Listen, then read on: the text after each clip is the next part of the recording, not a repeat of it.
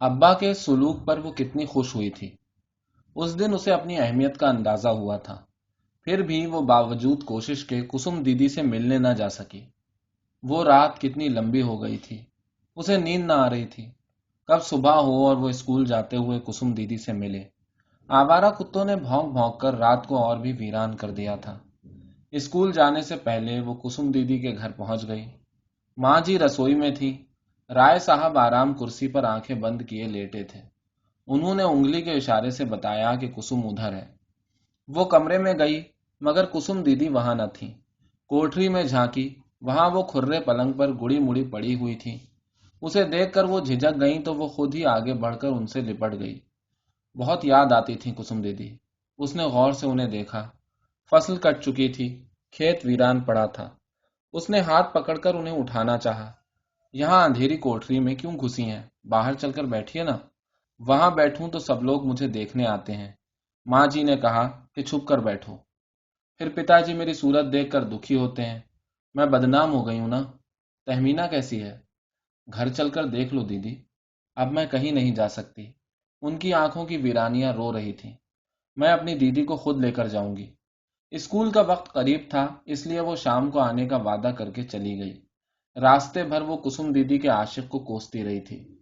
جب گھر آئی تو آپا نے اسے پکڑ لیا اور کسم دیدی کے لیے اکٹھے بہت سے سوال کر ڈالے، مگر وہ کیا بتاتی؟ کسم دیدی سے تو کوئی بات ہی نہ ہوئی تھی۔ ان سے جا کر مل لو نا آپا۔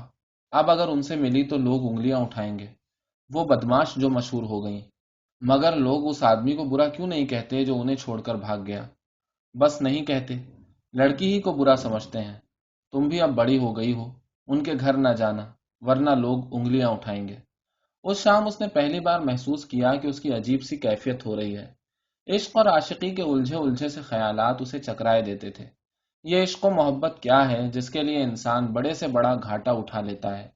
آخر کیوں؟ کس لیے؟ اس کی سمجھ میں کچھ بھی نہ آ رہا تھا۔ سوچتے سوچتے وہ تھک گئی تھی۔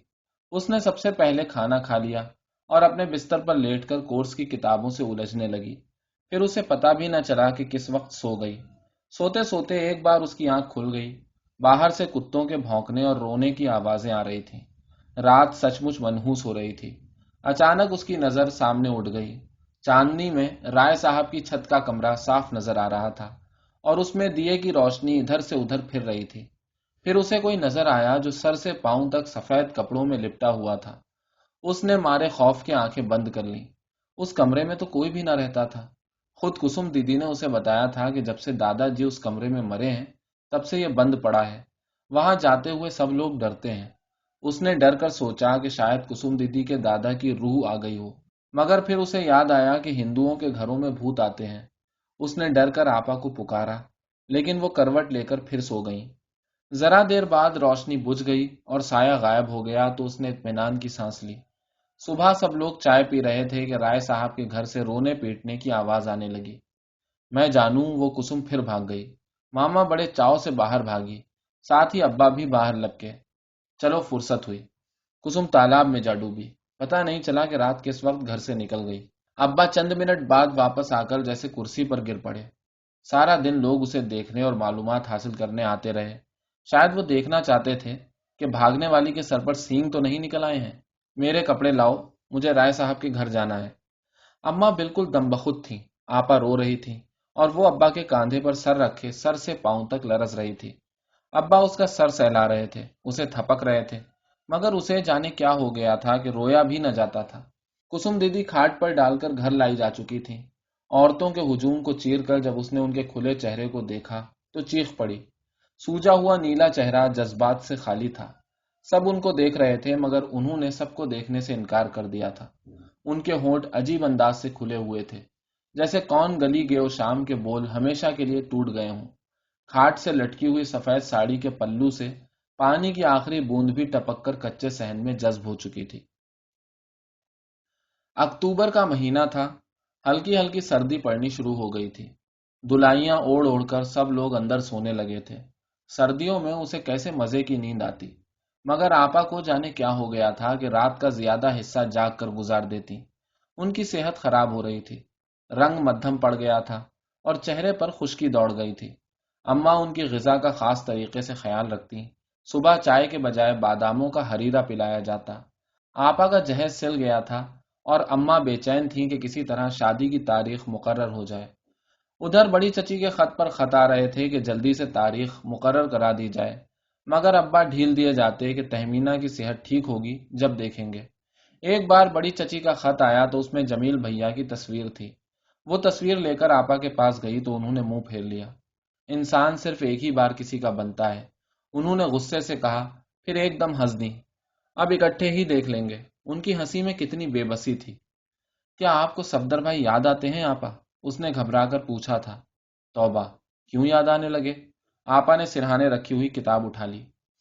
ابا دفتر سے آئے تو بہت رنجیدہ نظر آ رہے تھے۔ ماما نے میز پر چائے کا سامان لگا دیا، مگر ابا اسی طرح آرام کرسی پر لیٹے رہے۔ کیا آج چائے نہیں پیو گے؟ ٹھنڈی ہو رہی ہے۔ پھر آج تم کوئی اچھا سا دن دیکھ کر شادی کی تاریخ بھی مقرر کر دو۔ تمہاری بھابھی کے خط پر خط آ رہے ہیں۔ اماں نے اپنی کرسی ابا کے قریب کھسکا لی۔ تمہاری وجہ سے وہ اس گھر کو چھوڑ گیا۔ وہ غلط قسم کی پارٹی کے ساتھ ہو گیا۔ اس نے اپنے آپ کو تباہ کر لیا ہے۔ اس کی تباہی کی ذمہ دار تم ہو۔ آپا کا چہرہ فق پڑ گیا۔ سب سمجھ گئے تھے کہ ابا کس کی بات کر رہے ہیں۔ کس کمبخت کو تباہ کیا ہے میں نے؟ اماں بنی، صفدر کی بات کر رہا ہوں۔ اب آیا عقل میں؟ ابا نے تڑ سے جواب دیا۔ ہائے، وہ اس گھر سے جا کر بھی نہیں گیا، وہ یہاں سے کبھی نہیں جائے گا۔ اماں نے رونے کا حربہ استعمال کر دیا۔ تم اطمینان رکھو، اب وہ کبھی نہیں آئے گا، ابا نے آہستہ سے کہا، اور چائے پیے بغیر بیٹھک میں چلے گئے۔ جب وہ ابا کے لیے چائے لے کر بیٹھک میں گئی تو وہ آنکھیں بند کیے تخت پر لیٹے تھے۔ اسے دیکھ کر اٹھ گئے اور مسکرانے لگے۔ تمہاری ماں کو میں کیسے سمجھاؤں؟ انہوں نے تمہارے بھائی کو تباہ کر دیا ہے۔ کلکتے سے اس کا ایک دوست آیا ہے، اس نے یہ سب کچھ بتایا ہے۔ تمہارا بھائی تم کو بے حد پوچھ رہا تھا۔ ابا، وہ کون سی پارٹی ہے؟ بیٹا، وہ دہریوں کی پارٹی ہے۔ ابا نے ٹھنڈی سانس بھری۔ میں تو اسی کو اپنا بیٹا سمجھتا تھا۔ وہ کب کسی کو باپ سمجھتے تھے؟ جا کے ایک خط بھی نہ لکھا، کسی کی محبت کی قدر نہ کی۔ ابا خواہ ان کے پیچھے دیوانے ہو رہے ہیں۔ اس نے دل ہی دل میں سوچا، مگر ابا سے کچھ نہ کہہ سکی۔ تمہاری پڑھائی کا کیا حال ہے؟ ٹھیک ہے ابا۔ تم انگریزوں کے مذہب سے تو متاثر نہیں ہو؟ توبہ توبہ۔ شاباش، تم بڑی سمجھدار ہو۔ میری ساری امیدیں تم سے وابستہ ہیں۔ تم کو پتا ہے نا کہ مجھے ان بے ایمان تاجروں سے نفرت ہے۔ انہوں نے ہمیں غلام بنا لیا ہے۔ مجھے بھی نفرت ہے ابا، اس نے ابا کو خوش کرنے کے لیے کہا تھا۔ ابا نے تپائی پر پیالی رکھتے ہوئے اس کی طرف دیکھا۔ ان کی آنکھیں خوشی سے چمک رہی تھیں اور وہ سوچ رہی تھی کہ ابا آخر سارے انگریزوں سے کیوں نفرت کرتے ہیں۔ خود اس کے اسکول کی نگران کتنی اچھی اور پیاری ہیں۔ وہ آخر کب ملک پر حکومت کر رہی ہیں؟ انشاءاللہ ایک دن یہ سب اپنے ملک واپس چلے جائیں گے۔ میں تم لوگوں کے خیال سے کچھ نہیں کر سکتا، مگر اتنا بڑا ملک تو پڑا ہے نا۔ جی ہاں، بہت بڑا ملک ہے۔ اس نے کس قدر احمقوں کی طرح کہا تھا کہ ابا بھی مسکرا پڑے۔ جانے کس نے دروازہ کھٹکھٹایا تو وہ کشتی اٹھا کر جلدی سے اندر آ گئی۔ مجھے سب معلوم ہے کہ وہ اپنے آپ کو کیوں تباہ کر رہے ہیں۔ رات کو آپا نے اس سے سرگوشیوں میں کہا تھا، مگر وہ چپ رہی۔ کسم دیدی ڈوب مری۔ پھر بھی آپا کو صفدر بھائی یاد آتے ہیں، اس نے بڑی نفرت سے سوچا۔ اماں برآمدے میں بیٹھی بڑی چچی کے خط کا جواب لکھ رہی تھی۔ ابا جب کھانا کھانے آئے تو اماں نے جیسے اعلان کیا، میں نے تمہاری بھاوچ کو عید کی 10 تاریخ لکھ دی ہے۔ ابا چپ رہے، انہوں نے کوئی جواب نہ دیا۔ لالٹین کی پیلی پیلی روشنی میں وہ کس قدر دکھی نظر آ رہے تھے۔ شادی کی تاریخ قریب آتی جا رہی تھی۔ اماں کی مصروفیت بڑھ گئی تھی۔ 12-1 بجے کے قریب چپراسی کی بیوی برقع اوڑھ کر آ جاتی اور چاولوں کے دھان صاف کرنے لگتی۔ ادھر سیروں خشک میوے کاٹنے کو پڑے تھے۔ اماں اس سے کام لیتے ہوئے کس قدر بے رحم نظر آتی تھیں۔ سارے دن کی تھکی ہاری چپراسی کی بیوی جب شام کو اپنے گھر جانے کے لیے اٹھتی تو لڑکھڑا جاتی۔ جنوری کے آخری دن تھے۔ ایک روز پہلے بارش کے ساتھ اولے پڑے تھے۔ رات اس قدر سرد ہو گئی تھی کہ لگتا برف کی سل پر بیٹھے ہیں۔ مندروں سے آتی ہوئی گھنٹوں کی صدائیں جیسے ٹھٹر کر رہ گئی تھی۔ بڑی دیر تک باتیں کرنے کے بعد آپا نے اس کی طرف سے کروٹ لے لی تھی۔ وہ سونے ہی والی تھی کہ آپا نے پھر باتیں شروع کر دی۔ جانے ان کی نیند کو کیا ہو گیا تھا، ایسا لگتا ہے کہ مسافروں کی طرح بیٹھی ہوں۔ انہوں نے بڑے کھوئے ہوئے انداز میں کہا، مسافر تو ہیں ہی، کچھ دن بعد دلہن بن کر چلی جائیں۔ دلہن بن کر آپ کیسی خوبصورت لگیں گی، اور میرے ہاتھ ہیں نا خوبصورت۔ آپا نے اپنے ننھے ننھے ہاتھ لحاف سے نکال کر لہرائے، ان میں مہندی رچے گی۔ اسی دن کے لیے تو میں نے مہندی کے ذرا سے پودے کو سینچا تھا، اب وہ کتنا بڑا ہو گیا ہے۔ جی چاہتا ہے کہ اس کے سائے میں پڑھ کر سو رہوں۔ یہ مہندی بھی کیسی عجیب چیز ہوتی ہے، اس سے سہاگ کی مہک آتی ہے، محبت کی ٹھنڈک محسوس ہوتی ہے، اور یہ بات بھی ہے کہ اس کی سرخی سے تمناؤں کے خون کا پتہ چلتا ہے۔ اوہ، آپ بھی کیسی باتیں کرتی ہیں آپا۔ اس نے الجھ کر آپا کی طرف دیکھا۔ اس وقت اسے خیال آیا تھا کہ اماں ٹھیک ہی تو کہتی ہیں کہ صفدر بھائی نے علم غلم کتابیں دے دے کر آپا کو تباہ کر دیا ہے۔ میں کیسی باتیں کرتی ہوں؟ وہ مسکرائیں۔ باتیں ہی تو سب کچھ ہوتی ہیں۔ انہی باتوں نے مجھے مسافر بنا دیا، اور یہی باتیں میرے سفر کو ختم کر سکتی ہیں۔ آپا، آپ کو صفدر بھائی یاد آتے ہیں، سچ بتائیے۔ کون صفدر بھائی؟ ارے بے وقوف، تیرے پاس تو عقل نام کو نہیں۔ آپا نے ہنستے ہوئے اس کے ہاتھ پر ہاتھ مارا۔ چلو اب سو جائیں، اتنی رات ہو گئی۔ شادی میں صرف چند دن رہ گئے تھے۔ اماں سخت مصروف اور خوش تھیں۔ کسی کسی وقت انہیں یہ فکر بھی ستانے لگتی کہ ان کے بھائی اور بھاوج نے ہفتے پہلے پہنچنے کو لکھا تھا، مگر کسی وجہ سے نہ پہنچ سکے۔ وہ برابر ان کا ذکر کرتی رہتی۔ اس ملک کی بدلتی ہوئی رتیں بھی تو بھابھی کی طبیعت کو راس نہیں آتی۔ ذرا میں انہیں زکام ہو جاتا ہے، معدہ الگ خراب رہتا ہے، کہیں نہ کہیں دعوت میں اس غریب کو مرچیں کھانی پڑ جاتی ہیں۔ بھلا مرچ بھی کھانے کی چیز ہے؟ اماں آپا سے جواب چاہتی مگر وہ خاموش رہتی۔ آپا نے اپنے کمرے سے نکلنا چھوڑ دیا تھا۔ ابا گھر میں آتے تو اپنے کمرے کے دروازے بھیڑ لیتی۔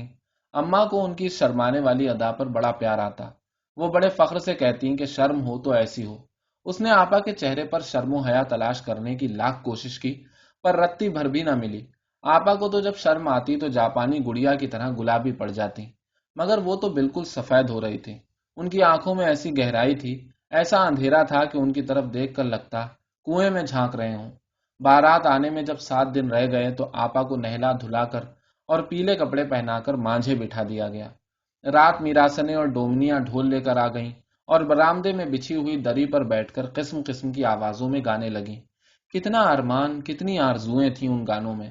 جو کچھ کنواری زندگی میں نصیب نہ ہوا تھا، اسے پا لینے کی تمنا میں گیت کا ایک ایک بول ہاتھ پھیلائے ہوئے تھا۔ گیت ہوتے رہے اور آپا پیلے دوپٹے کی اوٹ سے آنسو پوچھتی رہیں۔ ابا کے دوستوں کی بیویاں ایک ایک گیت کو 2 2 بار سننے کی فرمائش کرتیں، مگر گانے والیوں کے گلے نہ تھکتے۔ دری پر وقفے وقفے سے 2 2 4 4 آنے دانت کے طور پر گرتے رہے۔ رات دیر تک جاگنے کی وجہ سے اماں دوپہر میں تھک کر گہری نیند سو رہی تھی۔ ماما بہت دنوں بعد 2 گھنٹے کی چھٹی لے کر اپنے گھر چلی گئی تھی۔ آپا لیٹی تھی مگر انہیں نیند نہ آ رہی تھی۔ وہ بار بار کروٹیں بدلتی۔ سامنے صحن کی نیچی دیوار پر کوا بیٹھا ایک ساں بولے جا رہا تھا۔ اس کی آواز سے دوپہر کا سناٹا اور بھی گہرا ہو گیا تھا۔ مہمان آنے والے ہیں، اس لیے کوا بول رہا ہے، اس نے خوش ہو کر آپا سے کہا۔ اور مہمان جانے والے بھی تو ہیں۔ آپا بڑی مدت بعد خوش اور مطمئن نظر آ رہی تھی، مگر پھر ایک دم کچھ سوچ کر اٹھ بیٹھی۔ عالیہ، تم کو کیا پتا؟ میری اتنی عمر کچھوے کی طرح رینگ رینگ کر گزری ہے۔ ان کا چہرہ سرخ پڑ گیا۔ تم مجھ سے بہت اچھی رہی، میری حیثیت تو ایسی رہی جیسے کوٹری میں کوئی کباڑ ڈال کر بھول جائے۔ اماں، اس کے ہونٹ کانپنے لگے۔ اماں مجھے بھی تو ڈانٹتی ہیں، مگر میں تو خوش رہتی ہوں۔ انہوں نے تو سب کچھ صفدر بھائی کی دشمنی میں کیا، انہیں مجھ سے خطرہ تھا نا۔ مگر اب تو آپ آزاد ہو جائیں گی، صفدر بھائی اب آپ کی زندگی تلخ کرنے نہ آئیں گے، خدا سمجھے ان سے بھی۔ ارے کوسو تو نہیں، وہ ننگے پاؤں باہر پانی پینے چلی گئیں۔ جب وہ پانی پی کر آئیں تو ان کی پلکیں بھیگی ہوئی تھیں۔ انہوں نے لیٹتے ہی آنکھیں بند کر لیں۔ حد ہے، آپا اب تک اس کمینے کے لیے سوچتی ہیں۔ کسم دیدی کا انجام دیکھنے کے بعد بھی عقل ٹھکانے نہ آئی۔ وہ سونے کی کوشش کر رہی تھی کہ چپراسی ڈاک لے کر آ گیا۔ آپا بھی اٹھ گئیں۔ اس نے خط الٹ کر دیکھا، اماں کے نام تھا اور ایک کونے میں صفدر لکھا تھا۔ آپا نے تڑپ کر خط کھول لیا اور پڑھنے کے بعد اس کی طرف بڑھا دیا۔ پڑھ کر وہ مارے خوف کے لرزنے لگی تھی۔ چچی، تہمینہ کی شادی مبارک ہو۔ آپ اسے کسی کا بھی بنا دیں، پھر بھی وہ میری رہے گی، وہ صرف میری ہے۔ آپا کے چہرے پر ایسا سکون تھا جیسے دنیا جہان کی دولت مل گئی ہو۔ اس نے جلدی سے خط پھاڑ کر اس کی کرچیاں چولہے میں ڈال دیں۔ دوسرا خط ماموں کا تھا جو اس نے احتیاط سے سرانے رکھ لیا۔ بھیا، ہم تو سوتے ہیں، سخت نیند آ رہی ہے۔ آپا بڑی چالاکی سے سوتی بن گئی، مگر وہ صفدر بھائی کو دل ہی دل میں گالیاں دے رہی تھی۔ اگر یہ خط اماں کو مل جاتا تو پھر کیا ہوتا؟ اس خیال ہی سے اس کا دل ڈوبنے لگتا۔ آپا، کتنے کمینے ہیں صفدر بھائی، اس نے آپا کو ہلایا۔ اور نہیں تو کیا ہے، خدا کے لیے اماں سے ذکر نہ کرنا، ورنہ جانے کیا ہوگا، انہوں نے دھیرے سے کہا۔ رات کھانے پینے کے بعد دالان میں دری بچھا دی گئی۔ ماما نے ڈھول کس کر بیچ میں لڑکا دی اور مانگے کا گیس کا ہنڈا دالان کے درمیان لٹکا دیا۔ ذرا دیر بعد مہمان آنے لگے۔ رات 11 بجے کے بعد جب میراسنیں گا بجا کر چلی گئیں تو آپا ہولے ہولے کمرے سے نکل کر دالان میں آ گئیں۔ شکنے پڑی ہوئی دری پر لڑکی ہوئی ڈھول بڑی سونی معلوم ہو رہی تھی۔ ماما کرسیاں اٹھا اٹھا کر کمرے میں رکھ رہی تھی اور ساتھ ہی جانے کیا تلاش کیے جا رہی تھی۔ ہائے جانے کہاں گئی، ملتی ہی نہیں، ناس جائے اس یاد کا۔ عالیہ بٹو سنو، جب میں چلی جاؤں اور تم کو کبھی صفدر ملے تو میرا ایک پیغام کہہ دینا، کہہ دو گی نا؟ بستر پر لیٹتے ہی آپا نے بڑی بے چارگی سے کہا۔ کیا آپا؟ آپا کو عجیب سی حالت میں دیکھ کر اس کا دل ٹوٹ گیا تھا۔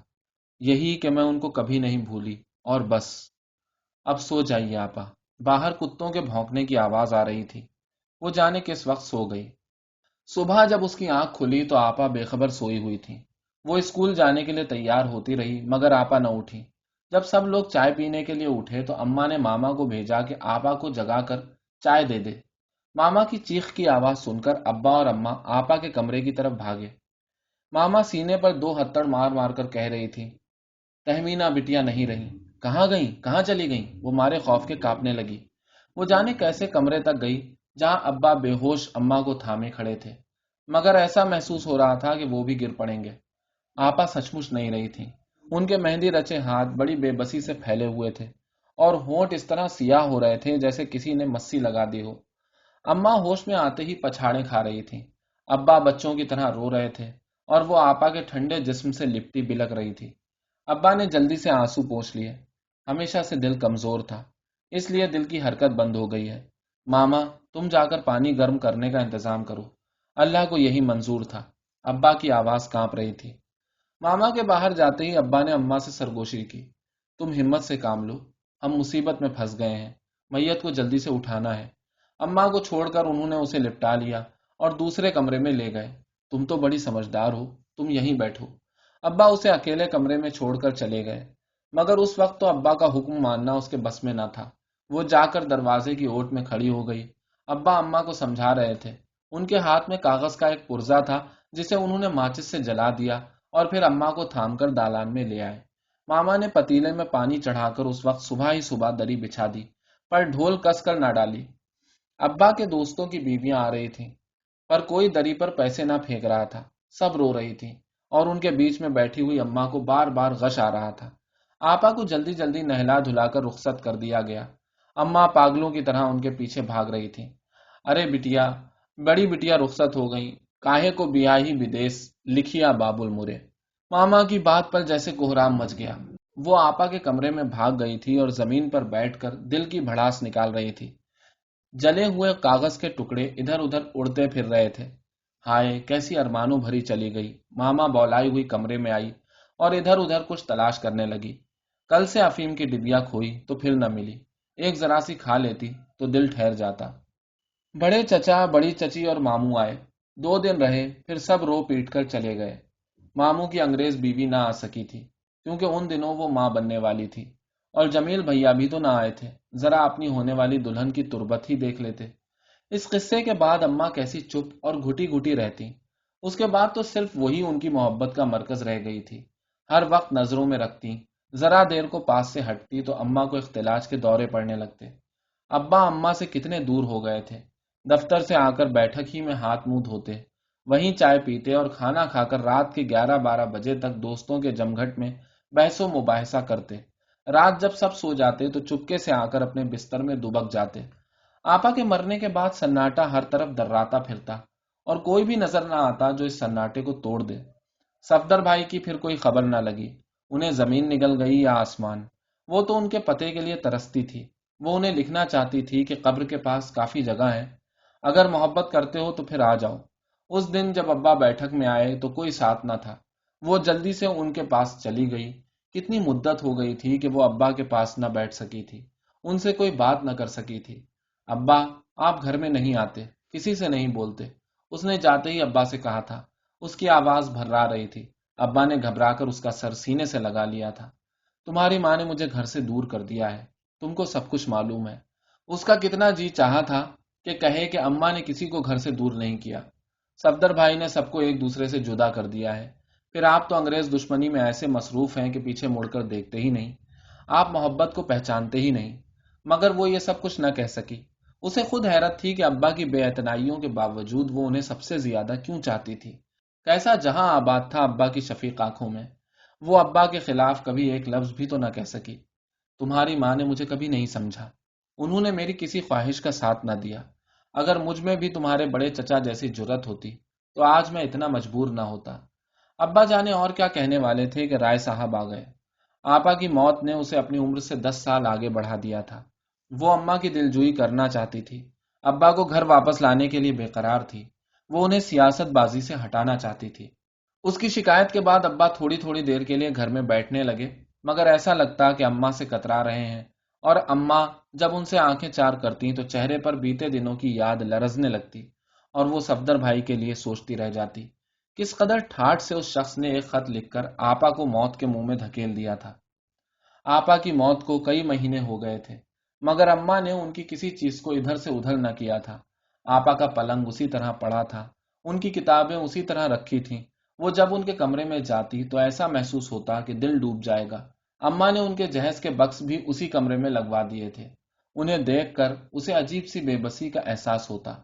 کچھ دن بعد آپا کے جہیز کے بکس میں جھینگر گھس کر سب کچھ چاٹ جائیں گے، برسات میں لچکا گوٹا سیاہ پڑ جائے گا، وہ سوچا کرتی۔ میٹرک کا امتحان دینے کے بعد وہ بالکل بیکار ہو گئی تھی۔ دن کاٹے نہ کٹتے۔ اس دن وہ یوں ہی آپا کی کتابیں اٹھا کر پڑھنے لگی۔ کتنے عشق و محبت سے بھرپور قصے تھے۔ عورتیں محبت میں خودکشی کر کے مثالی وفا پیش کر جاتی، اور مرد کسی تاریک رات میں قبر پر شمع روشن کر کے چلے جاتے، اور بس کتابوں کو الماری میں پٹک کر وہ مارے جھلاہٹ کے روتی رہی تھی، اور آپا آنسوؤں کے پردوں کے اس پار کھڑی بڑی حقارت سے اس کو دیکھتی رہی تھی۔ 2-3 دن سے ابا سخت مصروف تھے، دفتر سے بھی بڑی دیر میں آتے۔ ان کا انگریز افسر معائنے کے لیے آنے والا تھا۔ ابا ہر چیز ٹھیک کرانے کے علاوہ ڈاک بنگلے میں اس کے رہنے کا انتظام بھی کرا رہے تھے۔ آپا کے ہاتھوں کے کڑے ہوئے کئی میز پوش اور گلدان بھی چپراسی مانگ لے گیا تھا۔ خوب انگریزوں کو گالیاں دیتے ہیں، اور اب وہ آ رہا ہے تمہارے ڈر کے سٹی گم ہے حضرت کی۔ زبانی جمع خرچ کرنے میں کیسے تیز ہوتے ہیں لوگ بھی۔ اماں بڑے فخر اور طنز سے ہنستی تو اس کے تن بدن میں آگ لگ جاتی۔ کاش وہ ایک ذرا دیر کو اماں کی اماں بن سکتی، تو پھر بتاتی کہ چھیڑ خانی کرنے کا کیا فائدہ ہوتا ہے۔ ابا گھر سے دور ہوتے جا رہے تھے اور اماں اپنے حال میں مست تھیں۔ رات ابا تھکے ہارے واپس آئے تو اس سے کہا تھا، بیٹی تم رات کے کھانے کا ذرا اچھا سا انتظام کرا دینا، 6-7 آدمیوں کا کھانا ہوگا بس۔ صبح وہ معائنے کو آ رہا ہے، رات ہمارے گھر دعوت ہوگی۔ بھائی حد ہے، خالی خولی نفرت کرتے ہو اور خوشامد میں لگے ہو اس کی۔ ارے مجھ سے کہو، میں خود دعوت کا انتظام کر دوں گی۔ آخر اماں ابا کے سامنے بھی نہ چوکی۔ میں نے خوشامد نہ کی تو پھر تم بھیک جو مانگنے لگو گی۔ ابا جلدی سے باہر چلے گئے، اور وہ اماں سے ایک لفظ نہ کہہ سکی۔ ان کی اجاڑ صورت دیکھ کر رحم آنے لگتا۔ دوسرے دن ابا تاروں کی چھاؤں میں اٹھ کر اسٹیشن چلے گئے۔ اماں اپنے پلنگ پر پاؤں لٹکائے بیٹھی بڑے تن سے ہنستی رہیں، مگر ابا نے ان کی طرف نہ دیکھا۔ دن کا 1 بج گیا، مگر ابا کھانے پر بھی نہ آئے۔ وہ اماں کے ساتھ رات کی دعوت کے انتظام میں مصروف رہی۔ اس نے بیٹھک کو بڑے نئے طریقے سے سجایا تھا، اور گیس کے 2 ہنڈے منگوا کر اچھی طرح صاف کرا لیے تھے۔ اماں کئی قسم کے کوفتے اور کباب تیار کرا رہی تھیں، اور ایک ساتھ چیخے جا رہی تھیں کہ مسالہ بغیر مرچ کا پیسا جائے۔ اماں نے اتنی لگن سے کبھی کسی کی دعوت کا انتظام نہ کیا تھا۔ کھانا بس تیار ہی تھا کہ چپراسی بوکھلایا ہوا بغیر آواز دیے گھر میں گھس آیا۔ ایسا معلوم ہوتا تھا کہ بڑی دور سے بھاگتا ہوا آ رہا ہے۔ بیگم صاحب، اپنے بابو جی کو پولیس پکڑ لے گئی۔ معائنے کے وقت افسر سے جھگڑا ہو گیا اور اپنے بابو جی نے رول سے اس کا سر پھاڑ دیا۔ اماں نے آنکھیں پھاڑ کر اس طرح دیکھا جیسے ان کے چاروں اور اندھیرا چھا گیا ہو۔ پھر انہوں نے چیخنا چاہا تو بس منہ کھول کر رہ گئیں۔ دعوت کے سامان پر مکھیاں بھنک رہی تھیں۔ کہاں ہیں ابا؟ میں ان کے پاس جاؤں گی۔ وہ پاگلوں کی طرح اٹھ کر بھاگی تھی، مگر چپراسی اس کے سامنے دیوار بن گیا تھا۔ آپ کہاں جائیں گی بٹیا بیبی؟ تو میرے سر چڑھتا ہے؟ اس نے چپراسی کو مارنے کے لیے دونوں ہاتھ اٹھا دیے تھے۔ میں تو بٹیا بیبی کا غلام ہوں، آپ کہاں جائیں گی؟ بابو جی تو تھانے میں ہیں۔ چپراسی نے صافے کا پلو آنکھوں پر رکھ لیا۔ ڈیم پھول کہتا تھا اپنے بابو جی کو، حرام زادہ۔ چپراسی نے سرخ سرخ آنکھوں سے اس کی طرف دیکھا۔ مجھے مل جائیں تو 1001 انگریز صدقے کر کے پھینکوں اپنے بابو جی پر سے۔ خون چڑھ گیا ہے میری آنکھوں میں، خون۔ ذرا دیر میں رائے صاحب آ گئے۔ اماں دروازے کی اوٹ میں کھڑے ہو کر ان سے باتیں کر رہی تھیں۔ انہوں نے ماموں کا پتہ دے دیا تھا کہ انہیں تار کر دیا جائے۔ مگر اس نے جلدی سے بڑے چچا کا پتہ بھی دے دیا۔ وہ تو بڑے چچا کو صرف 2 ہی بار دیکھ کر ان کی گرویدہ ہو گئی تھی۔ اگر بڑے چچا نہ ہوتے تو پھر کیا ہوتا؟ ماموں کتنی صفائی سے کہہ گئے تھے کہ اقدام قتل بہت بڑا جرم ہے، ایسے آدمی کے بیوی بچوں کی سرپرستی کرنے میں انہیں بھی خطرہ تھا۔ اماں تو اس سے یہ بات صاف چھپا گئی تھی، مگر اس نے برآمدے میں کھڑے ہو کر خود اپنے کانوں سے سنا تھا۔ اسے ماموں اور انگریزوں سے اس دن اتنی نفرت ہوئی تھی کہ جی چاہتا سب کی بوٹیاں چبا ڈالے۔ بڑے چچا نے آ کر سب کے سروں پر ہاتھ رکھ دیا۔ 2 دن کے اندر اندر سامان بندھوا کر ٹانگوں پر لدوا دیا۔ بڑے چچا کھلے خزانے انگریزوں کو گالیاں دے رہے تھے۔ ابا کے انجام سے ان کا جوش اور بھی بڑھ گیا تھا۔ جب بڑے چچا ابا کے دوستوں سے رخصت ہو رہے تھے اور اس کا تانگا آہستہ آہستہ رینگنے لگا تھا تو اس نے دیکھا کہ اس کے اسکول کی نگران بڑی تیزی سے چلی آ رہی ہے۔ تانگے کے پاس آ کر اس نے اپنی پھولی ہوئی سانس درست کی اور پھر پیار سے اس کا ہاتھ تھام لیا۔ تم لوگ خوش رہنا، غم نہ کرنا، تمہارا فادر بہت اچھا آدمی تھا، تمہارا ملک ضرور آزاد ہوگا۔ نگران رینگتے ہوئے تانگے سے الگ ہو گئی۔ گڈ بائی، گڈ بائی ابا، جیل کی سلاخوں کے پیچھے تمہارا کیا حال ہوگا۔ وہ اپنے بستر پر اٹھ کر بیٹھ گئی۔ کھڑکی کے پٹ کھول دیے تو ہوا کا ایک سرد جھونکا اسے چھو کر گزر گیا۔ اس کا سر مارے درد کے پھٹا جا رہا تھا۔ کاش نیند آ جائے یا پھر صبح ہو جائے۔ وہ پھر سونے کے لیے لیٹ گئی۔ حال صبح ہو گئی، بادل پھٹ گئے تھے اور ادھر کھلی کھڑکی سے سورج کی کرنیں اندر داخل ہو رہی تھی۔ رات صرف 1 آدھ گھنٹہ سونے کی وجہ سے آنکھوں میں کھٹک ہو رہی تھی۔ ایسا معلوم ہوتا جیسے آنکھ میں پلک ٹوٹ کر گر پڑی ہو۔ ارے واہ، آپ ابھی تک سو رہی ہیں؟ شمیمہ کا رنگ اس وقت بڑا نکھرا ہوا لگ رہا تھا۔ عالیہ نے اسے بڑے غور سے دیکھا، ایسی معصوم صورت کہ لگتا فرشتوں نے سایہ کر رکھا ہے۔ میں تو دیر سے جاگ رہی ہوں۔ وہ ہمیشہ کی طرح بستر سے اچھل کر اٹھی، لیکن ایک دم اسے یاد آیا کہ وہ نئی جگہ پر ہے، یہ نئی دنیا ہے اور ابا کا مشفقانہ ٹھنڈا سایہ اس سے بہت دور ہے۔ میں نے ابھی ناشتہ نہیں کیا، آپ کا انتظار کر رہی تھی۔ اور سب لوگ تو کب کا کھا پی چکے، شمیمہ نے بڑے فخر سے کہا۔ بھائی تم نے بھی ناشتہ کر لیا ہوتا چھمی، وہ جلدی سے اس کے ساتھ ہو لی۔ واہ، میں کیوں ناشتہ کرتی آپ کے بغیر؟ یہاں تو کسی کو کسی کا خیال نہیں، سب کے سب خود غرض ہیں۔ چمی نے برا سا منہ بنا لیا۔ سیڑھیاں طے کر کے دونوں نچلی منزل میں آ گئیں۔ برآمدے میں پڑے ہوئے ٹاٹ کے پردوں کے سوراخوں سے دھواں نکل رہا تھا۔ اماں اور بڑی چچی تخت پر بیٹھی بدقلئی پاندان سے پان بنا بنا کر کھا رہی تھی۔ تخت پر بچھی ہوئی میلی چادر پر کتھے چونے کے 50 دھبے لگے ہوئے تھے اور کریمن بوا چولہے کے پاس پیڑھی پر بیٹھی دھواں دھار قسم کی باتوں میں مصروف تھیں۔ اٹھ گئیں عالیہ؟ میں نے تم کو اس لیے جلدی نہیں اٹھایا کہ جانے نئی جگہ پر اچھی نیند آئی ہو یا نہیں۔ بڑی چچی نے اسے اپنے پاس بٹھا لیا۔ میں تو خوب سوئی تھی بڑی چچی، اس نے اپنی اماں کی طرف دیکھا۔ ان کے چہرے پر شب بیداری اور فکروں کی دھول اڑ رہی تھی۔ اللہ، ہمارا پراٹھا تو رکھے رکھے سوکھ گیا، اب کیا سواد رہ گیا ہوگا۔ کریمن بوا نے توا چڑھا کر پراٹھا گرم ہونے کے لیے ڈال دیا۔ گھی میں گندھی ہوئی پوریاں ہوں تو 10 دن بھی نہ سوکھیں، بس زمانے زمانے کی بات ہے۔ کریمن بوا نے ٹھنڈی سانس بھری۔ سارا سامان اسی طرح بندھا پڑا ہے، ناشتہ کر چکو تو اسے کھلواؤ، اماں نے آہستہ سے کہا۔ لو بھلا، یہ کیا کھلوائے گی؟ جمیل اور شکیل آ کر سب کر لیں گے۔ عالیہ تو اوپر کا کمرہ پسند کرے گی، اکیلے میں مزے سے پڑھے گی۔ پہلے وہاں جمیل رہتا تھا، مگر اس نے رات ہی کہہ دیا کہ وہ کمرہ عالیہ کو دے دو، اور دلہن تم تو یہیں میرے پاس رہو گی نا؟ بڑی چچی نے اماں سے پوچھا۔ ہاں، یہیں رہوں گی، اماں ایک لمحے تک کچھ سوچنے کے بعد بولی۔ شاید انہیں وہ زمانہ یاد آ گیا ہوگا جب وہ بڑی چچی کو منہ لگانا پسند نہ کرتی تھی۔ بیچاری بڑی چچی لٹے پٹے گھر کی لڑکی تھی، منگنی ہو گئی تھی، اس لیے دادی نے مجبور ہو کر بیاہ لیا تھا، کیونکہ بڑے چچا ضد کر رہے تھے۔ ویسے دادی کا تو پکا ارادہ تھا کہ جب دولت نہ رہی تو منگنی بھی توڑ دی جائے۔ سوکھی ہوئی گھی چپڑی روٹی اور تھوڑے سے دودھ میں اونٹی ہوئی چائے پیتے ہوئے عالیہ کو احساس ہوا کہ گھر کی اقتصادی حالت اچھی نہیں ہے۔ کیسے مزے کا پراٹھا ہے، واہ واہ، بالکل کریمن بوا کی کھال کی طرح خشک ہے نا بجیا۔ آخری بات چھمی نے اتنے دھیرے سے کہی کہ کریمن بوا سن نہ سکی۔ مزے کے تو ہیں چھمی، عالیہ نے اپنی ہنسی روکی۔ اللہ نے چاہا تو عالیہ کو اور مظہر کی دلہن کو یہاں کوئی تکلیف نہ ہوگی۔ اچھے دن نہیں رہے، مگر جمیل پاس ہو گیا تو پھر اس گھر کے دن پلٹ جائیں گے، اور پھر اپنا مظہر بھی تو چھٹ کر آ جائے گا۔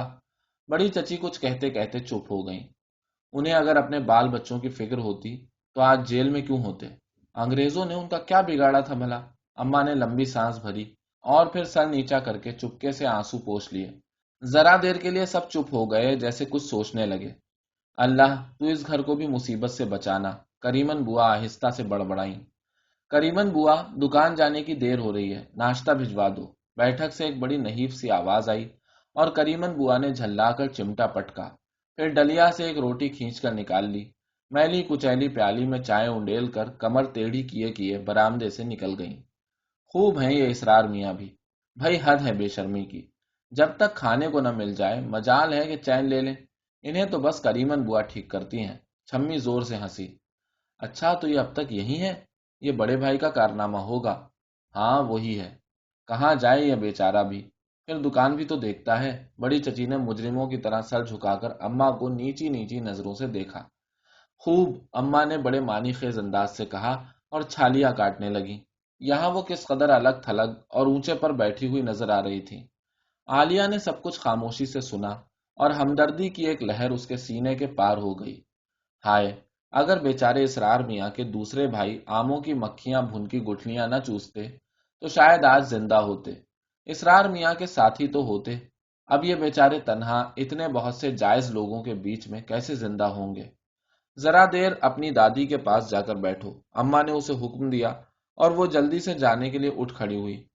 आपा की मौत और अब्बा की गिरफ्तारी ने उसे बड़ा सआदतमंद बना दिया था।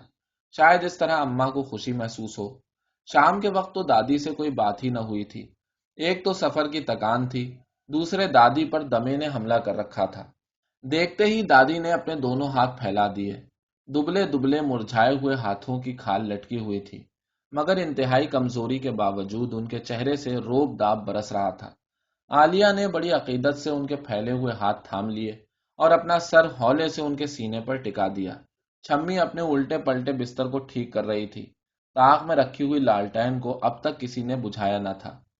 मजहर तो फिर कभी ना आया, मेरी आंखें उसे देखने को तरस रही हैं। दादी ने ठंडी सांस भरी और आलिया ने होंठ भींच लिए। दादी से तो सबने छुपाया था कि उनका बेटा जेल में है, और वो भी इक़दाम कत्ल के सिलसिले में। छुट्टी नहीं मिलती दादी, अब उनका काम बहुत बढ़ गया है, इसीलिए तो उन्होंने हम सबको यहाँ रहने के लिए भेज दिया है। वो दादी की नजरों से बचने के लिए इधर उधर देखने लगी। शुक्र है कि फिर सब इकट्ठे हो रहे हैं। क्या पता तुम्हारा छोटा चचा भी आ जाए। दादी की आंखों में हल्की सी चमक आ गई। शम्मी ने लालटेन की चिमनी ऊंची करके फूंक मार दी। लंबे से कमरे में दो ऊंची ऊंची सियाह रंग की मसहरियों और दो कुर्सियों के सिवा कुछ भी न था। दीवार पर मौलाना मोहम्मद अली जौहर की एक तस्वीर लगी हुई थी, जिसके फ्रेम पर जाने कितनी आंधियों का गुबार जमा था। मजहर बेटे का कोई खत भी आया? नहीं दादी, वो बहुत मसरूफ रहते हैं। अब्बा की याद से उसका दिल कट रहा था। ठीक है, मर्दों की यही शान है कि काम करें। तुम्हारा छोटा चचा, दादी तकिए के सहारे जरा सी ऊंची हो गई, तुमको पता है ना कि वो खिलाफत के जमाने में चला गया, फिर नहीं आया। उस वक्त खिलाफत का बड़ा जोर था। मुझे ऐसी बातें पसंद नहीं, मगर दूसरे घरों में औरतें टोपियां काढ़ काढ़ कर चंदे देती थीं। उन्होंने गाने बना रखे थे। क्या था वो भला सा गाना? दादी त्योरियों पर बल डालकर सोचने लगी। हाँ, वो याद आया। बूढ़ी अम्मा का कुछ गम न करना, जान बेटा खिलाफत पे दे दो। ये सब फजूल बातें हैं। इसी तरह तुम्हारे बड़े चचा बेवकूफ़ी में फंस गए हैं, मगर अब मेरी बात सुनता कौन है? खैर, कभी तो अक्ल आएगी। और है, कितना गंदा कमरा हो रहा है। उस पर से दादी के थूक और पेशाब की बू। मगर मैं अपनी दादी को किसी और कमरे में थोड़ी रहने दूंगी। ये तो मेरा अपना कमरा है। बड़ी चची कहती हैं कि मैं इसी कमरे में पैदा हुई थी। छम्मी जल्दी से कमरे से चली गई और फिर झाड़ू लिए हुए वापस आ गई। आज उसे सफाई का बहुत ख्याल आ रहा था। गंदे कमरे की वजह से वो शर्मा शर्मा कर आलिया की तरफ देख रही थी, और आलिया सोच रही थी कि अब्बा कहाँ होंगे, किस जेल में होंगे, उनका खत कब आएगा। इतनी सी बातें करने से भी दादी की सांस फूलने लगी। मगर जब छम्मी ने झाड़ू देकर धूल उड़ानी शुरू की तो उन्हें जोर का दौरा पड़ गया। मारे खांसी के उनसे सांस न ली जाती। आलिया घबराकर उनका सीना सहला रही थी, मगर छम्मी बड़े इत्मीनान से झाड़ू दे रही थी। दादी के चेहरे से पसीना बह रहा था और मारे कर्ब के आंखें उबली पड़ती थीं। आलिया घबराकर खड़ी हो गई।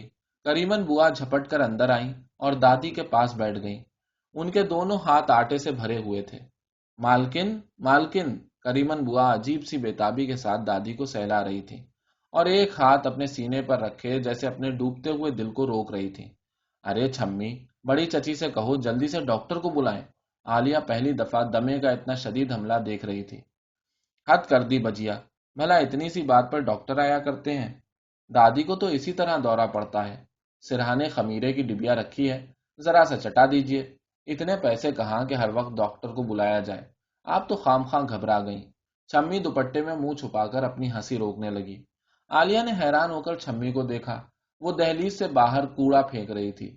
کیا وہ بھی یہاں بیمار پڑے گی؟ اس نے ڈر کر سوچا۔ ابا تو ذرا سی چھینک پر ڈاکٹر کو بلوا لیتے تھے، لیکن یہاں تو چھمی ڈاکٹر کے نام پر ہنستی ہے۔ کھانسی کی آواز سارے گھر میں گونج رہی ہے، مگر یہ آواز صرف کریمن بوا کو سنائی دیتی ہے۔ سب اپنے کاموں میں لگے ہیں، کوئی ادھر نہیں آتا۔ ذرا دیر بعد دادی کی سانس ٹھیک ہو گئی اور وہ جیسے تھک کر لیٹ گئیں۔ کریمن بوا ان کے چہرے سے پسینہ پوچھ رہی تھی۔ اب کیا حال ہے مالکن؟ کیسی تڑپ تھی کریمن بوا کی آنکھوں میں۔ دادی نے ہوں کر کے آنکھیں بند کر لی تو پھر کریمن بوا کو آٹا گوندھنا یاد آ گیا۔ چھمی کو بلاؤ، دادی نے آہستہ سے کہا تو وہ کمرے کی دہلیز پر کھڑے ہو کر چھمی کو آواز دینے لگی۔ کہیے جب منہ دھو لوں گی تو آؤں گی، ہر وقت بلاتی رہتی ہیں۔ صحن میں بچھی ہوئی چوکی پر چھمی بیٹھی منہ ہاتھ دھو رہی تھی، جانے وہ اور کیا بڑبڑاتی رہی۔ دادی کے روب کی ساری کہانیاں اس کی آنکھوں کے سامنے اڑ اڑ دھم ہو گئیں۔ جلدی چلو عالیہ، سامان ٹھیک کرا لو۔ برآمدے سے اماں کی آواز آئی تو وہ چپکے سے دادی کے پاس سے سرک آئی۔ وہ اس وقت آنکھیں بند کیے بڑے سکون سے سو رہی تھی۔ جمیل بھیا کو اس وقت اس نے بڑے غور سے دیکھا۔ وہ اچھے خاصے تھے، مگر ان کی آنکھیں چھوٹی اور اندر کو دھسی ہوئی تھی۔ پھر ان آنکھوں میں ایسی گہرائی تھی کہ غور سے دیکھتے ہوئے جھجک محسوس ہوتی۔ اس وقت وہ سب سامان ٹھکانے لگانے کے بعد جیسے تھک کر دالان کی محراب کے بیچوں بیچ اکڑوں بیٹھے تھے۔ اماں بہت بیزار نظر آ رہی تھی، بس کچھ ایسی کیفیت جیسے کسی طویل سفر سے دوچار ہو گئی ہوں اور منزل بہت دور ہو۔ یہ سفر کب ختم ہوگا؟ عالیہ نے اپنے آپ سے پوچھا اور پھر اپنے بستر بند کی طرف بڑھی جو صحن میں ایک طرف پڑا ہوا تھا۔ اس کا بکس اور بستر اوپر کی منزل کے چھوٹے کمرے میں جانا تھا۔ میں لے چلتی ہوں بچیا۔ چھمی کے غرارے کی پھٹی ہوئی گوٹ زمین پر لوٹ رہی تھی۔ وہ بستر بند کے تسمے گھسیٹنے لگی۔ تم ہٹ جاؤ بے وقوف۔ جمیل بھیا بڑی تندہی سے اٹھ کر چھمی کے ہاتھ سے تسمے کھینچنے لگے۔ ذرا ہوش میں رہیے گا بھیا۔ ہاں، میں بجیا کی وجہ سے آپ کو جواب نہیں دینا چاہتی، ورنہ… چھمی کا چہرہ سرخ ہو گیا۔ ہٹ جائیے، میں خود لے جاؤں گی بجیا کا بستر۔ چھمی نے جمیل بھیا کا ہاتھ جھٹک دیا اور بستر بند گھسیٹ گھسیٹ کر زینوں پر چڑھنے لگی۔ جمیل بھیا چوکی پر بیٹھ کر جیسے بڑے مزے سے تماشا دیکھنے لگے۔ بستر بند کی رگڑ سے ڈھیروں دھول اڑ رہی تھی۔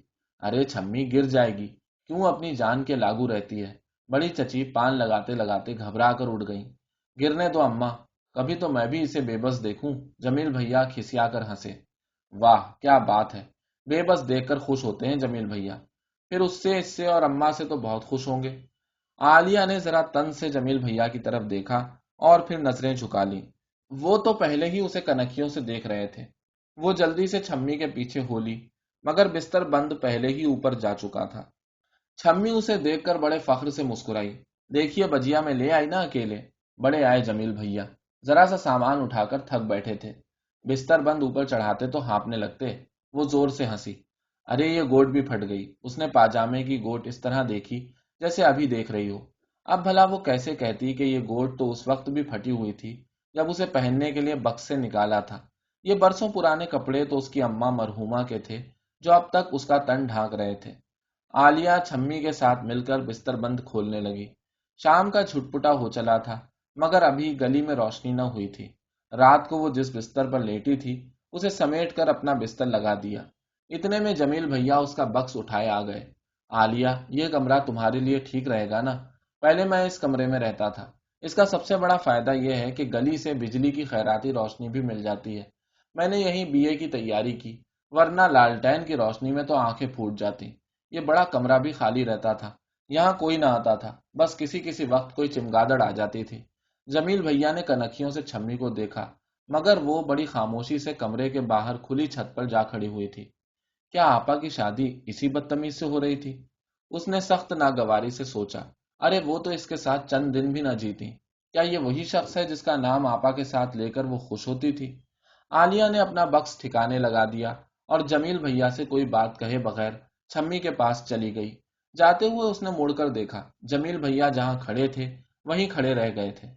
آپ سے ملنے کا اتنا شوق تھا بجیا کہ بس کیا بتاؤں، چھمی بولی۔ بڑے چچا اور بڑی چچی آپ کی بڑی تعریف کرتے تھے۔ آپ پڑھی ہوئی ہیں نا، اسی لیے بڑے چچا تہمینہ آپا سے جمیل بھیا کی شادی کرنا چاہتے تھے۔ میں تو جاہل ہوں نا بجیا، تم تو بغیر پڑھے اتنی پیاری ہو چھمی، میں تو تم سے مل کر سب سے زیادہ خوش ہوئی ہوں، اس نے کہا۔ میں خط بھی لکھ لیتی ہوں اور پڑھ بھی لیتی ہوں، بس اسکول نہیں گئی نا، چھمی نے بڑے غرور سے بتایا۔ تم اس سے مل کر ذرا بھی خوش نہیں ہو؟ تم یہاں کسی سے بھی مل کر خوش نہیں ہوگی، تم تو محض پڑھی لکھی لڑکیوں والا اخلاق دکھا رہی ہو، جمیل بھیا نے بڑے مزے میں کہا اور ہاتھ ہلا ہلا کر چھت پر ٹہلنے لگے۔ کسی نے دیکھا ہی نہیں کہ وہ کب آ کر پیچھے کھڑے ہو گئے تھے۔ پتا نہیں آج جمیل بھیا کو کیا ہو گیا ہے، آپ کو دیکھ کر ان میں کچھ شان آ گئی ہے بجیا۔ ویسے تو یہ حال تھا کہ میرے بغیر کوئی کام نہ ہوتا۔ چھمی نے ترچھی نظروں سے جمیل بھیا کو دیکھا۔ میں کہہ رہا ہوں چھمی کہ اب تم نیچے چلی جاؤ۔ جمیل بھیا جانے کیوں ایک دم سنجیدہ ہو گئے۔ کیوں جاؤں؟ اس گھر میں میرے باپ کا بھی حصہ ہے، جہاں چاہوں گی بیٹھوں گی، بڑے آئے۔ اچھا تو پھر میں ہی چلا جاتا ہوں۔ جمیل بھیا بڑی تیزی سے سیڑھیاں طے کرنے لگے۔ عالیہ کے لیے یہ ساری باتیں کتنی عجیب تھیں۔ اس نے حیران ہو کر چھمی کو دیکھا۔ بجیا آپ پرواہ نہ کریں، یہاں تو ہر دم ایسی باتیں ہوتی رہتی ہیں۔ چھمی سخت شرمندہ نظر آ رہی تھی۔ چلو میں اپنی کتابیں ٹھیک کر لوں۔ اسے اچانک اپنی تعلیم کا خیال ستانے لگا۔ اللہ میاں، اب وہ کیسے پڑھے گی؟ روپے کہاں سے آئیں گے؟ مگر جیسے ہی اسے یاد آیا کہ ماموں کے پاس اماں نے ڈھیر سے روپے جمع کرا رکھے ہیں تو اس نے اطمینان کی ایک لمبی سانس لی۔ چھمی کو دادی کا کوئی کام یاد آ گیا اور وہ جلدی سے نیچے بھاگ گئی۔ عالیہ جب اپنی کتابیں میز پر رکھ رہی تھی تو اسے یہ دیکھ کر خوشی ہوئی کہ جمیل بھیا اس پر میز پوش بچھا گئے تھے۔ یہ وہی میز پوش تھا جو رات جمیل بھیا کی میز پر بچھا ہوا تھا۔ چلو، جمیل بھیا اس کی تو عزت کرتے ہیں۔ کتابیں ٹھیک کر کے وہ کھڑکی سے نیچے گلی میں جھانکنے لگی۔ بجلی کے کھمبے کے تلے روشنی کا گول دائرہ پڑا ہوا تھا اور گلی کے دوسرے سرے سے کوئی پھیری والا آ رہا تھا۔ اس کے سر پر رکھے ہوئے تھال میں 2 لوؤں والا چراغ جل رہا تھا۔ نیچے آؤ عالیہ بیٹی، بڑی چچی کی بھاری سی آواز سن کر وہ جلدی سے اٹھ پڑی۔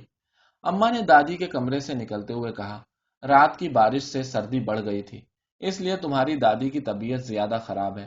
سردی تو اس مرض کی دشمن ہوتی ہے۔ وہ بھی دادی کے کمرے میں چلی گئی۔ چھمی اپنی مسہری پر بیٹھی پرانے کپڑوں کی مرمت کر رہی تھی اور بڑے مزے میں کوئی پرانی غزل گنگنا رہی تھی۔ جگر کے ٹکڑے ہیں یہ ہمارے، جو بن کے آنسو نکل رہے ہیں۔ عالیہ کو دیکھ کر وہ گانا بھول گئی اور پرانے کپڑوں کے ڈھیر کو لحاف کے اندر چھپانے لگی۔ اب تو دادی بالکل ٹھیک ہیں بجیا۔ عالیہ دادی کی پٹی پر ٹک گئی۔ وہ آنکھیں بند کیے بے سدھ پڑی تھی۔ ان کا سینہ اب تک ابھر ابھر کر ڈوب رہا تھا۔ اسے بچپن میں دیکھی ہوئی لوہار کی دھوکنی یاد آ گئی۔ جانے یہ زندگی کی آگ کب بجھ جائے۔ مارے ہمدردی کے اس کی آنکھوں میں آنسو آ گئے۔ بڑے طاق میں رکھی ہوئی لالٹین کی روشنی ایک دم مدھم لگنے لگی۔ عالیہ نے دادی کے کھلے ہوئے ہاتھ کو چپکے سے لحاف میں چھپا دیا۔ کریمن بوا کمر ٹیڑھی کیے ہوئے کمرے میں آئیں اور جھک کر دادی کو دیکھنے لگی۔ مالکن، انہوں نے دھیرے سے پکارا اور جواب نہ پا کر دبے قدموں چلی گئیں۔ ان کے ہاتھوں میں گیلی راکھ بھری ہوئی تھی۔ کیا دادی سو رہی ہیں؟ شکیل دہلیز پر کھڑے کھڑے کمرے میں جھانکا۔ سو رہی ہیں؟ پھر تم کو کیا؟ چھمی نے اسے چڑھانے کے سے انداز میں جواب دیا۔ بکو مت، بڑی آئیں، شکیل ہنکارا۔ ارے دادی سو رہی ہیں، چپ رہو شکیل میرے بھیا۔ عالیہ گھبرا کر کھڑی ہو گئی۔ مجھے کچھ پیسے چاہیے عالیہ بجیا، کتابیں خریدنی ہیں۔ دادی کی طبیعت خراب ہے اس وقت، عالیہ نے اسے سمجھانا چاہا۔ اب دھریے نہ ان کے پاس روکڑ، سب کچھ تو لے گیا، پاؤں دبا دبا کر چالاک۔ چھمی مارے غصے کے بولا رہی تھی۔ اتنی بہت سی تھیں گنیاں، کھا گئے سارے مل کر۔ تم سے تو کبھی پاؤں بھی نہ دابے گئے۔ بیچاری دادی پڑی تڑپتی ہوتی ہیں اور یہ لاٹ صاحب مزے کرتی ہیں، شکیل نے جواب دیا۔ میرے منہ نہ لگا کر کمینے، دیکھ تو ابھی بتاتی ہوں۔ چھمی اپنی مسہری سے کودی۔ دادی نے ایک لمحے کو آنکھیں کھولی اور پھر کراہ کر کروٹ بدل لی۔ عالیہ شکیل کو کھینچتی ہوئی باہر لے آئی۔ کریمن بوا صحن میں بچھی ہوئی چوکی پر لالٹین رکھ رہی تھی۔ انہوں نے منہ ہی منہ میں کچھ کہا اور پھر برآمدے میں چلی گئی۔ ارے شکیل، اب تو تم بڑے ہو رہے ہو، پھر بھی لڑتے ہو۔ چھمی بھی تو تم سے کتنی بڑی ہے۔ عالیہ نے اس کے شانے کو دبایا مگر وہ کچھ بھی نہ بولا۔ آستین سے آنسو پوچھ کر سر جھکائے کھڑا رہا۔ لڑنا بری بات ہے میرے بھیا، عالیہ نے اسے لپٹا لیا۔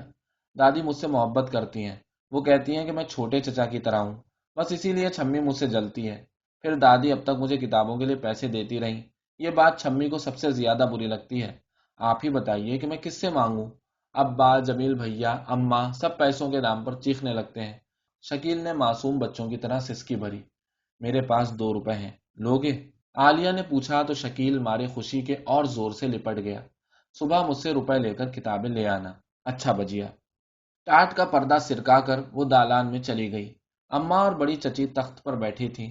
اماں بالکل چپ تھیں، مگر بڑی چچی بڑی خندہ پیشانی سے باتیں کرتے ہوئے چھالیاں کاٹ رہی تھی۔ شکیل کو دیکھتے ہی اس کی طرف پلٹی۔ پڑھتا بھی ہے یا گھومتا پھرتا ہے؟ امتحان میں فیل نہ ہو تو جب کی بات۔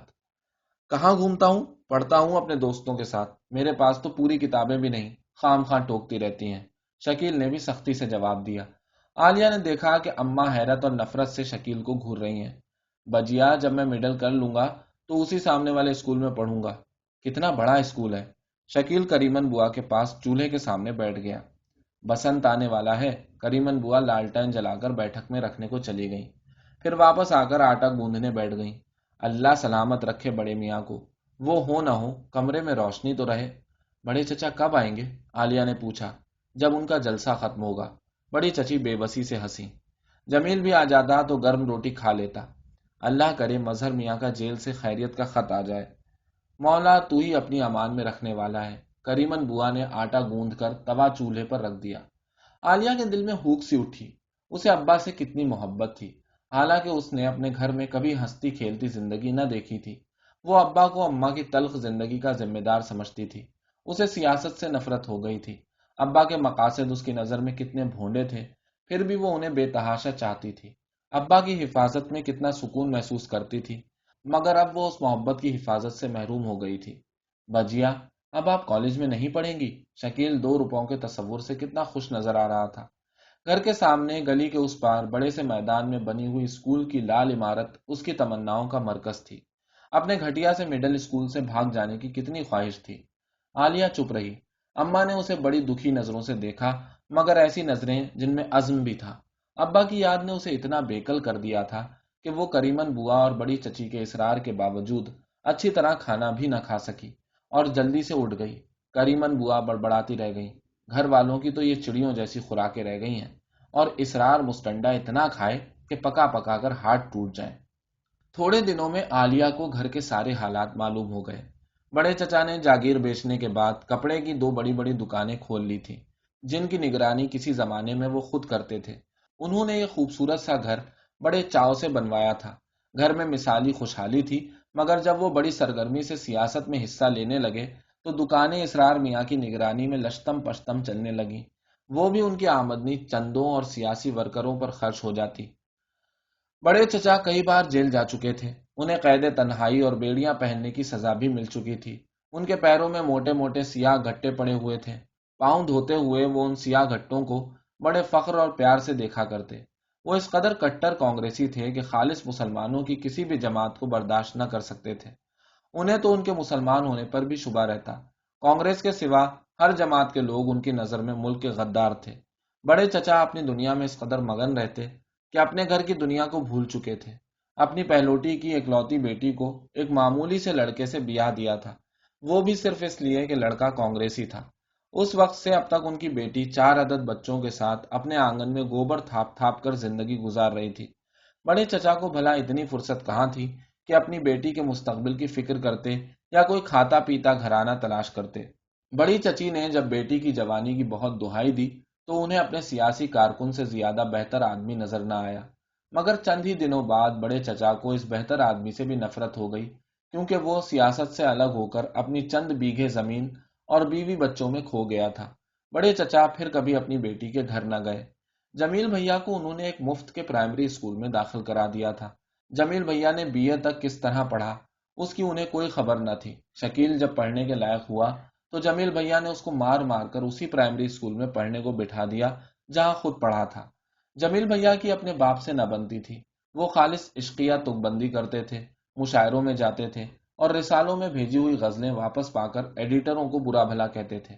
بڑے چچا جب تک گھر میں رہتے، بڑی چچی اور کریمن بوا مہمانوں کے کھانے کے انتظام میں سارا دن گزار دیتی۔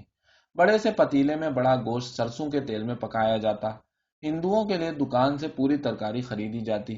کریمن بوا ڈھیروں روٹیاں پکاتے ہوئے بڑبڑاتی رہتی۔ خالص گھی کی خوشبو یاد کر کر کے ان کی آنکھوں میں آنسو آتے رہتے۔ پھر بھی یہ گھر چل رہا تھا، سب کو پیٹ بھر روٹی ضرور مل جاتی۔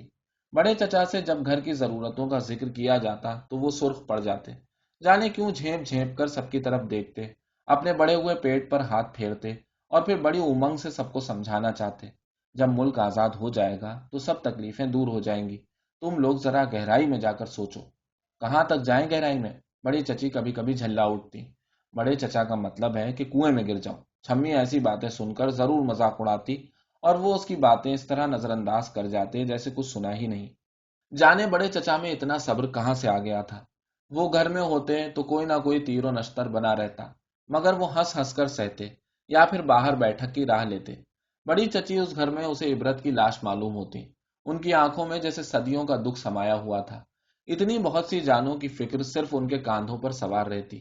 اسرار میاں دکانوں سے کچھ کاٹ پیٹ کر بڑی چچی کی فکروں کو کبھی کم کر دیا کرتے، مگر خود دیر دیر تک بیٹھک میں پڑے سائلوں کی طرح چند روٹیوں کے لیے آوازیں لگاتے رہتے۔ ان ساری باتوں کے باوجود عالیہ کو بڑے چچا بہت اچھے لگے تھے، بس بالکل اسی طرح جیسے اسے اپنے ابا سے شکایتوں کے بعد بھی آفاقی سی محبت تھی۔ اس کی سمجھ میں نہ آتا تھا کہ یہ گھروں کے دکھوں اور تباہیوں کے علمبردار اس کے دل میں محبت کی ہلچل کیوں مچاتے رہتے ہیں۔ یہ کیسا خلوص تھا، کیسی محبت تھی کہ وہ ذرا سی بات پر ان کے لیے تڑپ اٹھتی۔ بڑے چچا جب گھر میں آتے تو وہ سب کام چھوڑ کر ان کے ہاتھ منہ دھونے کے لیے چوکی پر پانی رکھ دیتی۔ جب وہ ہاتھ منہ دھو کر تھکے تھکے سے اپنے بستر پر لیٹ جاتے تو وہ ان کے سرہانے بیٹھ کر ہولے ہولے ان کا سر سہلانے لگتی۔ بڑے چچا اس کا سر اپنے سینے سے لگا کر اسے دعائیں دیتے اور پھر سکون سے آنکھیں بند کر لیتے اور چھمی دوپٹے کے پلو کو منہ میں اڑس کر اپنی ہنسی روکنے لگتی۔ ہائے بڑے چچا بیچارے تھک کر چور ہو جاتے ہیں، کام ہی ایسا ٹھہرا نا۔ عالیہ کو اس گھر کی زندگی اپنے گھر سے زیادہ جھگڑالو اور تھکی ہوئی معلوم ہوئی، مگر وہ کسی نہ کسی طرح خود کو بہلا رہی تھی۔ بڑے چچا نے اس کو اپنی کتابوں کی الماریوں کی چابیاں دے دی تھی کہ وہ انہیں پڑھے اور دل و دماغ روشن کرے، ساتھ ہی یہ ہدایت بھی کر دی تھی کہ یہ چابی جمیل بھیا کے ہاتھ نہ لگنے پائے، اس بیکار تک بندیے کے لیے یہ کتابیں کوئی حیثیت نہیں رکھتی۔ دوپہر کے سناٹوں میں وہ بڑی احتیاط سے ایک ایک کتاب نکال کر لاتی اور پڑھتی۔ اس کا دل ان کتابوں کے ہر اس کردار سے ہمدردی رکھتا تھا جنہوں نے آزادی اور انسان کی فلاح و بہبود کے لیے گولیاں کھائیں، مگر وہ ان سے خوف بھی محسوس کرتی۔ اسے یقین تھا کہ ایسے لوگ کسی سے محبت نہیں کرتے، یہ لوگ شادیاں کرتے ہیں، بچے ہوتے ہیں اور انہیں تباہ کر دیتے ہیں۔ ان کا اپنا گھر دنیا کے کسی حصے میں شامل نہیں ہوتا، ان کے گھر والے انسان نہیں ہوتے، یہ محبت کے قدموں کے کانٹے ہوتے ہیں جو ذرا دیر میں لہو لہان کر دیتے ہیں۔ اماں، بڑی چچی، کسم دیدی اور تہمینہ آپا کا انجام اس کے سامنے تھا۔ 17-18 سال کی عمر میں وہ کتنی سمجھدار ہو گئی تھی، فکروں اور غموں نے اس کا بچپن کتنی جلدی چھین لیا تھا۔ ماموں کا خط آیا تھا، انہوں نے اماں کو لکھا تھا کہ ان کی بھابھی کے مشورے کے مطابق وہ سارا روپیہ اکٹھے نہیں بھیجیں گے، بلکہ 30 روپیہ مہینہ عالیہ کی تعلیم کے لیے بھیجتے رہیں گے، جس سے کپڑا وغیرہ بھی بن جائے گا۔ برے وقت میں زیادہ روپیہ پاس نہیں رکھنا چاہیے، ہر ایک کی نظر پڑتی ہے۔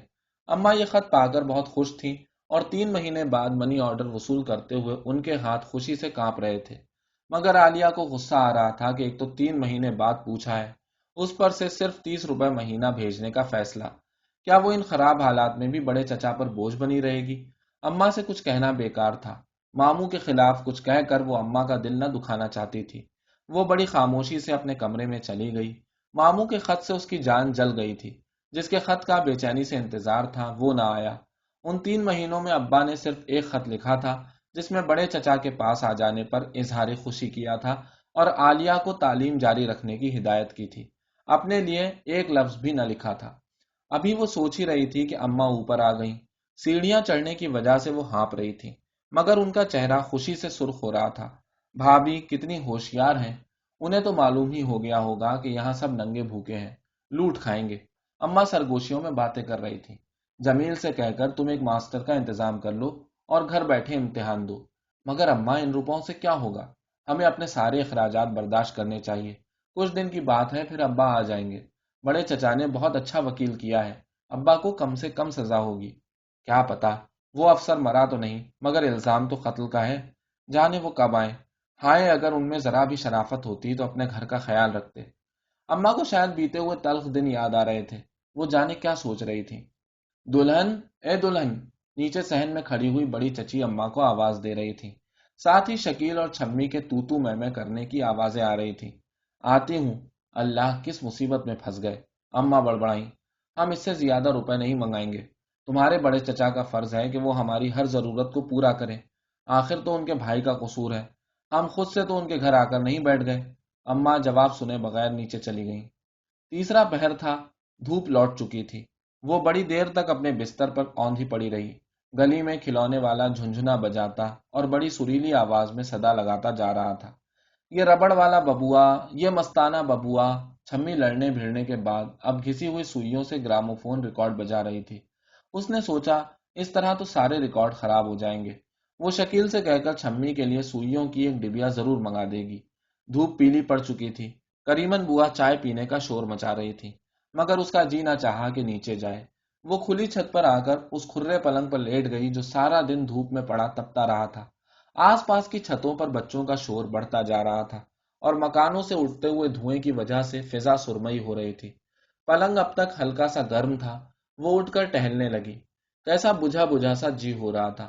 اس وقت تو یہی دل چاہ رہا تھا کہ گھر سے نکل کر کہیں ہو آئے، مگر کہاں، وہ تو جب سے آئی تھی اس گھر سے باہر قدم نہ نکالا تھا۔ چھمی کا جب جی چاہتا برقع اوڑھ کر گھروں گھروں پھر آتی، وہ بھی صرف مسلمان گھروں میں۔ ہندوؤں سے اسے للہ بغض تھا۔ اس گھر میں تو اس کی دنیا صرف کتابیں رہ گئی تھی۔ بڑے چچا کی کتابوں کی الماری کی چابی اس نے سنبھال کر اپنے بستر میں چھپا دی تھی۔ کریمن بوا چائے پینے کے لیے پکار رہی تھی۔ وہ مجبوراً نیچے جا رہی تھی کہ چھمی اس کی چائے کی پیالی لیے آ گئی۔ اس وقت چھمی کا گول گول چہرہ بے وقوفی کی حد تک سنجیدہ ہو رہا تھا اور آنکھیں ہلکی سی سرخ پڑی ہوئی تھیں۔ کیا بات ہے چھمی؟ پیالی لیتے ہوئے اس نے پوچھا۔ کچھ نہیں، ابا میاں کا خط آیا ہے۔ پھر سب خیریت ہے نا؟ وہ چھمی کی سنجیدگی سے ڈر رہی تھی۔ نہیں بجیا، انہوں نے لکھا ہے کہ اب تم کو صرف 10 روپے مہینے ملا کریں گے، کیونکہ تمہارا ایک بھائی اور پیدا ہو گیا ہے، اس کا خرچ بھی بڑھا ہے۔ انہوں نے پورے 5 روپے کم کر دیے ہیں۔ ارے یہ بات ہے، بھائی مبارک ہو چھمی۔ میرا بھائی کیوں ہونے لگا؟ اللہ کرے مر جائے وہ۔ میری اماں کے ساتھ میرے سارے بھائی بہن مر گئے، میں اکیلی ہوں، میرا کوئی نہیں۔ اس نے ہونٹ لٹکا لیے۔